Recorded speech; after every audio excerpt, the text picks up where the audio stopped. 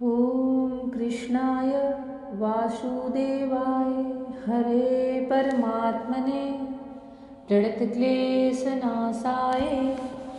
गोविंदाय नमो नमः।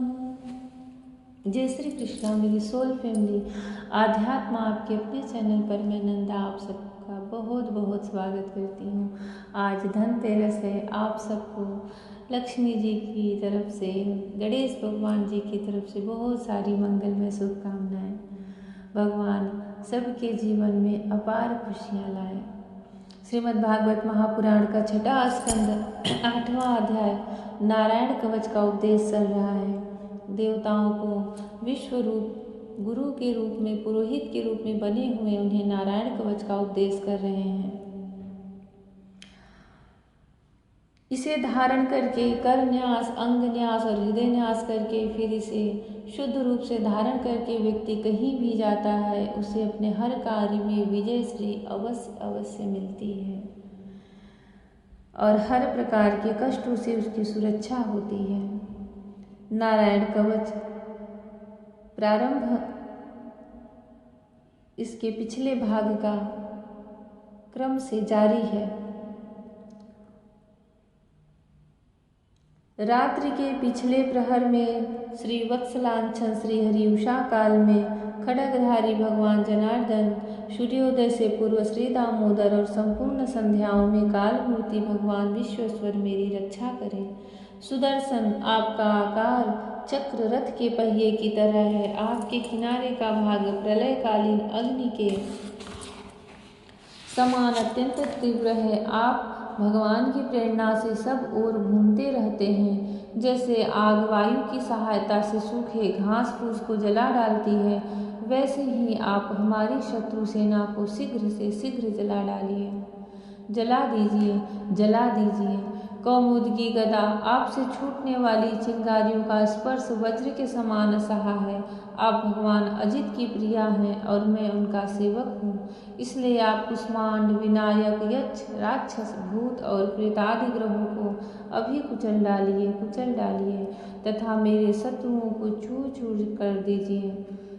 शंख श्रेष्ठ आप भगवान श्री कृष्ण के फूंकने से भयंकर शब्द करके मेरे शत्रुओं का दिल दहला दीजिए एवं यातुधान, प्रमथ, प्रेत, मातृका, पिशाच तथा ब्रह्म राक्षस आदि भयावने प्राणियों को यहाँ से झटपट भगा दीजिए। भगवान की प्यारी तलवार आपकी धार बहुत तीक्ष्ण है। आप भगवान की प्रेरणा से मेरे शत्रुओं को छिन्न भिन्न कर दीजिए। भगवान की प्यारी ढाल आप में सैकड़ों चंद्राकार मंडल है। आप पाप दृष्टि पापात्मा शत्रुओं की आंखें बंद कर दीजिए और उन्हें सदा के लिए अंधा बना दीजिए। सूर्य आदि ग्रह, धूमकेतु, पुंछल तारे आदि केतु, दुष्ट मनुष्य, सर्पादि रेंगने वाले जंतु, दाढ़ों वाले हिंसक पशु, भूत प्रेत आदि तथा पापी प्राणियों से हमें जो जो भय हो और जो जो हमारे मंगल के विरोधी हों, वे सभी भगवान के नाम रूप तथा आयुधों का कीर्तन करने से तत्काल नष्ट हो जाए। बृहद, रथंतर आदि शाम वेदीय शस्त्रों से जिनकी स्तुति की जाती है, वे वेद मूर्ति भगवान गरुड़ और विश्वक्सेन जी अपने नामोच्चारण के प्रभाव से हमें सब प्रकार की विपत्तियों से बचाएं। श्रीहरि के नाम रूप वाहन, आयुध और श्रेष्ठ पार्षद हमारी बुद्धि, इंद्रिय, मन और प्राणों को सब प्रकार की आपत्तियों से बचाएं। जितना भी कार्य अथवा कारण रूप जगत है वह वास्तव में भगवान ही है। इस सत्य के प्रभाव से हमारे सारे उपद्रव नष्ट हो जाएं।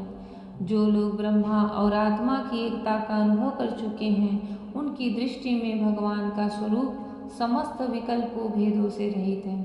फिर भी वे अपनी माया शक्ति के द्वारा भूषण, आयुध और रूप नामक शक्तियों को धारण करते हैं। यह बात निश्चित रूप से सत्य है।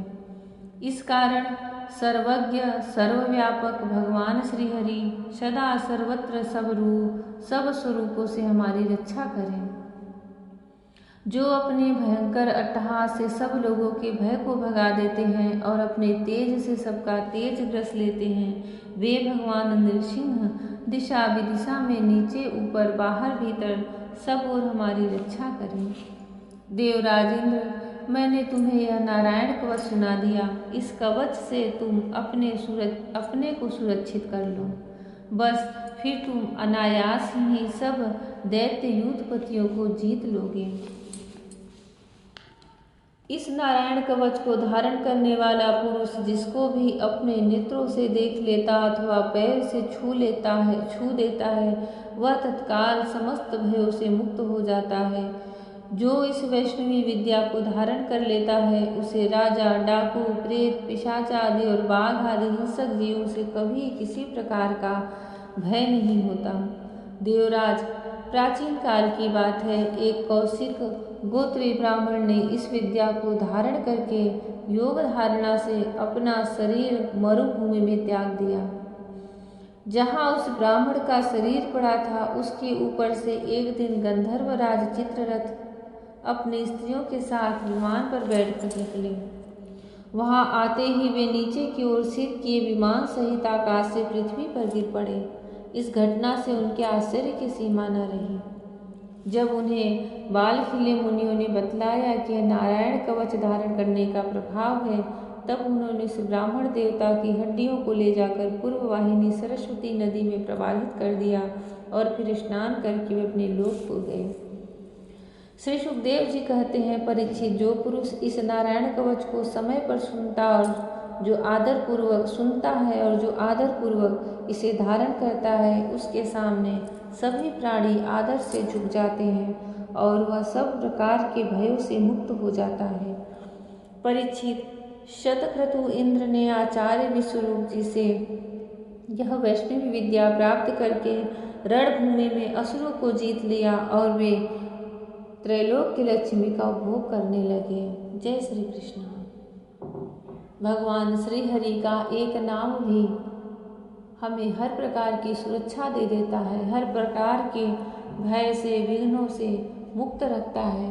तब जब वेद शास्त्र रूपी इस नारायण कवच का ही कोई भली प्रकार से विधि पूर्वक धारण करे, तो फिर उसे किसी भी इस सृष्टि की किसी भी आपत्तियों से, विपत्तियों से, भयों से, किसी भी प्रकार की कोई चिंता नहीं रहती। भगवान श्री हरि का नाम ही भगवान श्री हरि के बनाए हुए जो दैत्य दानव ये सब हैं, उनसे रक्षा करता है, उनके भयंकर से भयंकर अस्त्र शस्त्रों से रक्षा करता है। भगवान श्री हरि के नाम से बढ़कर इस संसार में, इस सृष्टि में, इस ब्रह्मांड में और कुछ भी नहीं है। प्रयास यही करें कि किसी भी तरह उनके नामों का स्मरण, चिंतन हमारे जिह्वा पे निरंतर बनी रहे। कृष्ण नाम का नर्तन हमारी जिह्वा सदैव करती रहे। भगवान श्री कृष्ण का आलिंगन प्राप्त हो, उनका प्रेम प्राप्त हो, उनकी वह दिव्य मुस्कान, प्रेम भरी चितवन प्राप्त हो। उनके नाम से हमें अथाह शक्ति और निर्भयता प्राप्त हो। जो कोई भी इस नारायण कवच को धारण करता है, उस पर आई हुई अचानक से भी बड़ी सी बड़ी विपत्तियां टल जाती हैं। भगवान उसे हर समय निर्भय रखते हैं। जय श्री कृष्ण। राधे राधे। जय श्री कृष्ण। हरि ओम।